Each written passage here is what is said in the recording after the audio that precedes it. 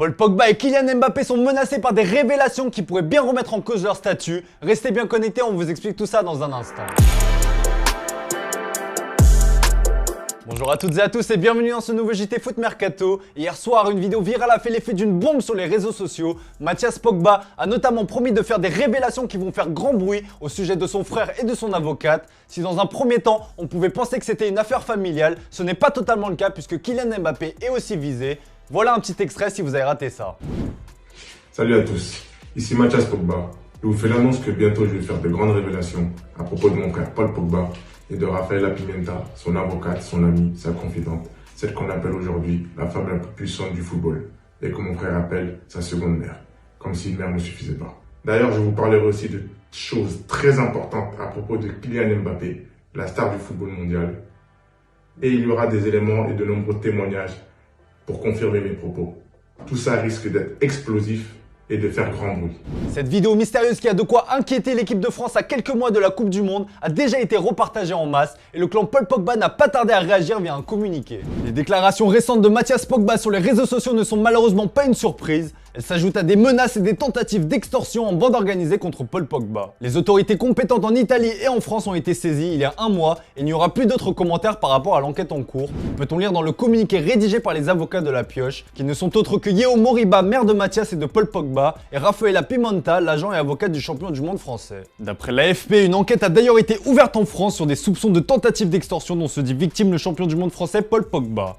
Une affaire confiée au service de la direction centrale de la police judiciaire. Selon deux sources proches de la famille Pogba contactées par l'AFP, de fortes sommes d'argent sont réclamées à Paul Pogba s'il veut éviter la diffusion de vidéos prétendument compromettantes.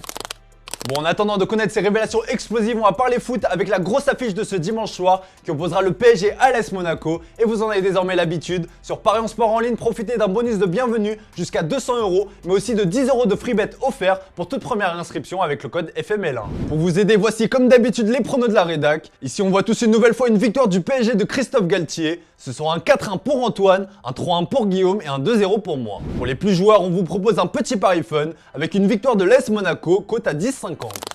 Allez, on reste en France et on va faire un focus sur le Stade Rennais qui s'apprête à vivre la semaine de tous les dangers. Cet été aura été particulièrement agité pour les Bretons qui ont vu le départ de plusieurs cadres. Et une semaine de la clôture du marché des transferts, certains sont encore susceptibles de quitter le Stade Rennais. Le Croate Lovro Mayer pourrait notamment faire l'objet d'une énorme offensive de la part de l'Atlético de Madrid selon nos informations. Des discussions sont en cours entre Rennes et les Colchoneros. Ces derniers sont prêts à mettre un montant situé entre 40 et 50 millions d'euros sur la table pour l'international croate.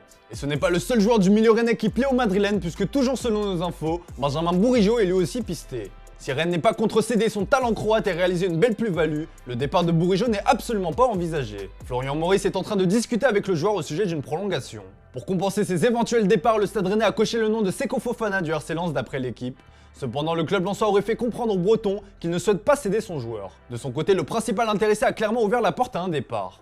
On rappelle que les 100 ont fixé un prix entre 35 et 40 millions d'euros pour leur milieu vedette. Vous l'aurez donc compris, l'entrejeu du Stade Rennais va être chamboulé, mais pas que, puisqu'en attaque, l'arrivée d'un buteur est aussi souhaitée. Si Arnaud Kalimuendo a signé en provenance du PSG et Martin Terrier a finalement prolongé, le SRFC travaille pour l'arrivée d'un attaquant supplémentaire. Amine Gouiri de l'OGC Nice, qui est méconnaissable depuis le début de saison et apprécié par le board rennais. Et ça tombe bien puisque dans l'autre sens, c'est Gaëtan Laborde qui est surveillé par les Niçois.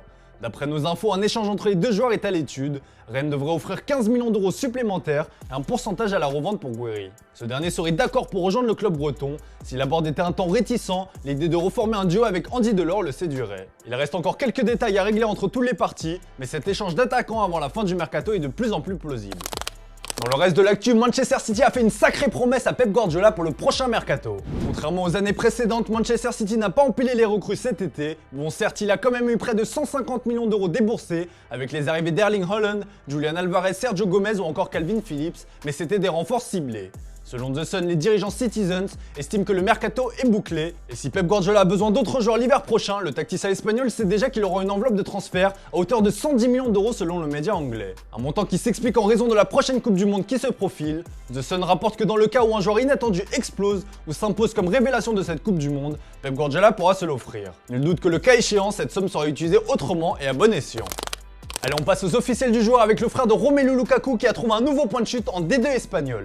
Joueur de la Lazio depuis 2016, Jordan Lukaku a enchaîné de nombreux prêts ces dernières saisons. Le défenseur de 28 ans quitte définitivement le club romain et signe en D2 espagnol à la Ponferradina SD pour un an. L'Atalanta Bergame a officialisé ce samedi la signature du prometteur attaquant danois Rasmus Højlund qui débarque en provenance de Sturm Graz contre 17 millions d'euros. La AS Roma annonce de son côté la signature de l'attaquant italien Andrea Bellotti, libre de tout contrat après 7 saisons passées du côté du Torino. L'international de la Squadra Azzurra ne s'engage que pour un an avec le club de la Louve, avec la possibilité de prolonger son bail de 2 ans supplémentaires.